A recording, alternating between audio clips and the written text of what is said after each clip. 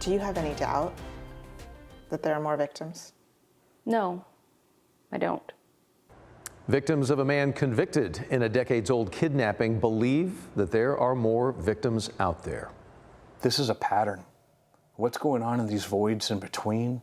What's gone on since then? Tonight, more great work from our I-Team looking at the effort to find them. And you're going to hear for yourself the audio of what some consider Nicholas Carney's confession. I'm sorry it all happened, but I do want to let you know why. All week, we have been sharing stories of the cases linked to Nicholas Carney, the strategies law enforcement used to catch him, and also the bravery of all those women who stepped forward to hold him accountable. And tonight, our I-Team's Andrea Lucia is back to show us all why the long hunt for answers is not over yet. In 1981, Nicholas Carney pled guilty after exposing himself to 6-year-old Amy Birch in Tulsa, Oklahoma, while working as an ice cream truck driver. He had unzipped his pants and asked me if I wanted to touch him. Earlier this year, he was convicted in the 1991 kidnapping and sexual assault of 8-year-old Ashley Keith, who was taken as she walked with a friend half a block from her home in Plano, Texas. He asked if we had seen his white dog, just to get us to stop long enough. And then the next thing that I remember is he grabbed me.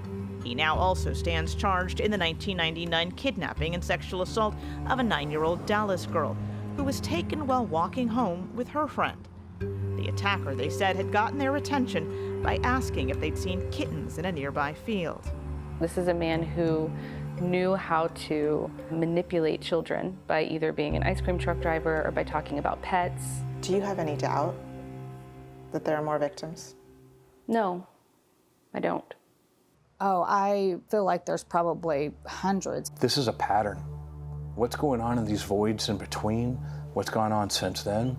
Plano Police Detective Aaron Benzik's investigation of Ashley Keith's decades-old kidnapping resulted in Carney being sentenced to life in prison this January.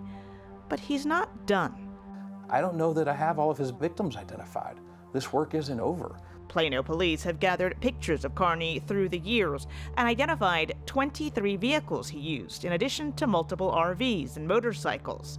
They found 5 states and 40 specific cities Carney either lived in or frequently visited, and reached out to law enforcement there with details of Carney's past, working for auto body shops, as a satellite installer, and as a door-to-door Kirby vacuum salesman. He was very transient through the Texas and Oklahoma area for a while.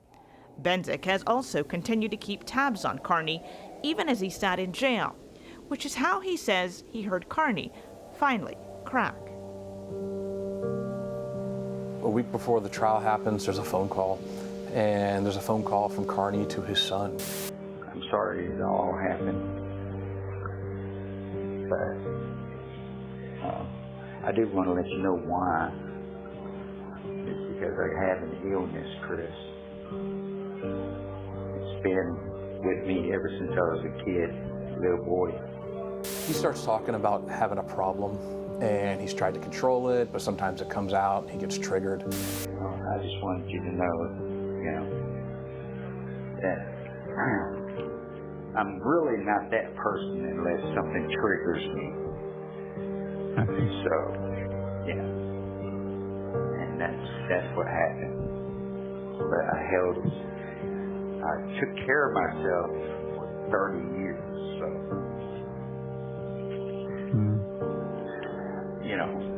Being able to understand what my brain's going through. To me, it's a confession. It's shocking.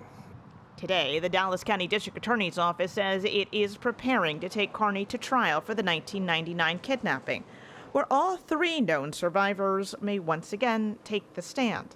The bravery of the other women coming forward, I was so proud of them. And so incredibly grateful. We may never know how many others are out there, but after decades doubting her attacker would ever be caught, Ashley Keith is finally certain of one thing. We know that there's not going to be any more. Exactly. He will no longer hurt anyone else, even his own family. And that is a relief. to know that decades of the pain and the chaos that he's caused is no more. No more.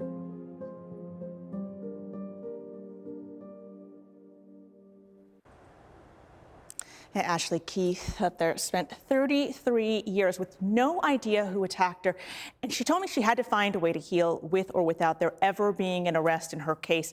She credits an amazing child therapist for helping her not just heal, but give her pain some purpose. Ashley grew up to become a trauma therapist for children who themselves have experienced physical and sexual abuse. And Doug, that's one reason for me this is not just a story of pain, but a story of hope. Yeah, and that last sentence and where she has ended up in life after everything she has gone through, extraordinary strength, right? Yeah. Incredible. Thank you, Andrea, so much, the I-Team.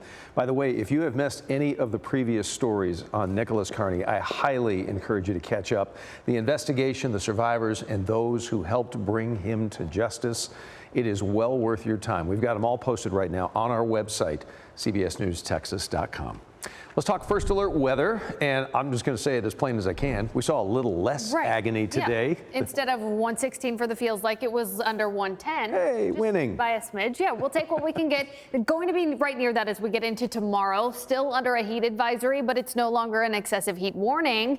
At least for right now. The temperatures will rise again, but we can thank what was Tropical Storm Bertha for part of those temperatures getting just a little bit lower. It is still hot out though. 90 feels like 96 in Dallas. The last couple of nights around this time, those feels like temps downtown have still been well over 100 degrees. So we will take what we can get. And keep in mind, this means tomorrow morning we'll start off slightly cooler than the last several mornings.